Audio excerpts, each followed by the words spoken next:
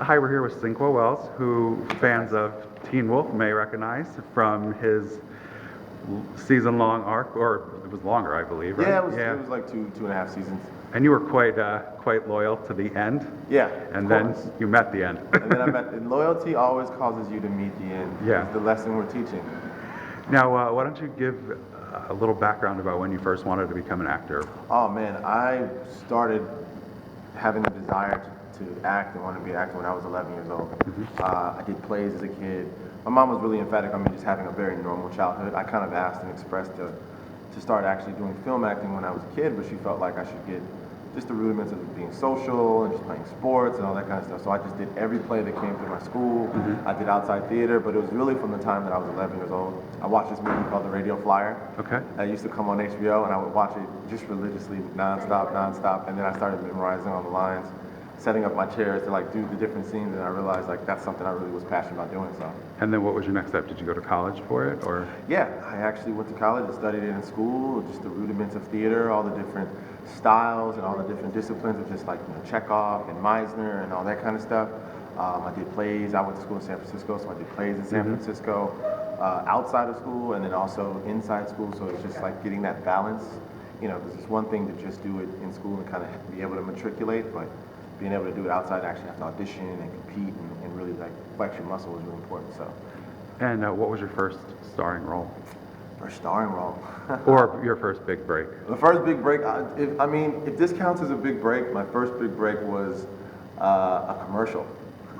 Your first gig is your big first break, gig right? was a commercial. I'm like, I said, that was my big break. That's when I was officially paid as an actor. I was like, okay, cool. This may have some legs into it. But then I went on, and when I got out of school, I booked this show called Friday Night Lights, and that was my first major arc. I did a full season of that. And that was such an amazing experience. I was going to say, yeah, that's another, not only fan favorite, I mean, people, it was so funny because coming out of school, you don't realize the impact sometimes that the work has.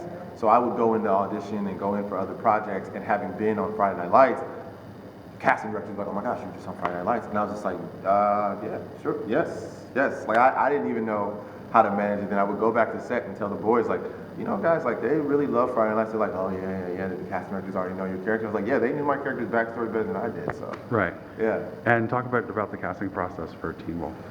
It was a fun one, actually. I got a call just saying, like, they're casting this new character for Teen Wolf. It's going to be a major arc starting in season 2. I went in and I read one time, and I think, like, the powers that be, they really saw the work that I was doing, and they wanted to just, it was funny because like I had went in with this long sleeve t-shirt, and Garrett and then Boyd is such a physical character, right? So they wanted to make sure that like I had the physical stature to add up.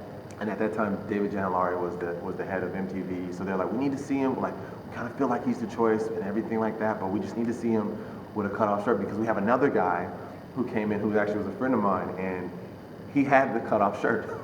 So it came down to me and him because I just never wore a cutoff shirt. Right. I just kind of always like in auditions just didn't. So I ended up coming in again, testing for the show, reading for Jeff, reading for David, and wearing a cutoff shirt, and the rest is history, man. Did you know that the outcome of your storyline when you signed on, or did you? No. I did not know the outcome. I was as surprised as everyone else, and I would find out, you know, episodes by blocks. We did like 2-3 episode blocks. So Jeff and Christian were always really emphatic on not telling us what was going on, and they would just drop these little tidbits. Like, are you ready? What's going to happen in episode 3? Did you read episode 2? Yeah. Like, oh my gosh, you're going to wait to see what's going to happen. And you're like, just like tell every me. episode, I'm like, come on, when's tell me the what's end? going on. So yeah, I didn't find it out. I found out almost, I mean, not when the fans found out because that's when the season aired, but just like a fan, I would find out as we were going through it. When I was reading the episodes, while we were shooting. That's how I would find out. So you relate to what it's like to be watching it because that's how you're finding it out. Suspense. And then afterwards, I was like, oh, man, I knew that. I knew that was going to happen. And Jeff's like, no, you didn't. What advice would you give to people who are just starting out in the industry? Focus on your craft. I think so much is put on wanting to be a celebrity and wanting to get a certain level of acclaim. And I think that comes with doing good work. I mean, we've all been blessed being on this show, that people love us, people respect us, people support us, we've built fan bases from it. But none of that comes without doing the work. And I've always just been emphatic on that. Just taking your time, if you really have a passion for the arts, do that first, because that will always shine through. I think work is something that, and your skill sets will always shine over any flash in the pan or anyone just kind of getting a lucky break.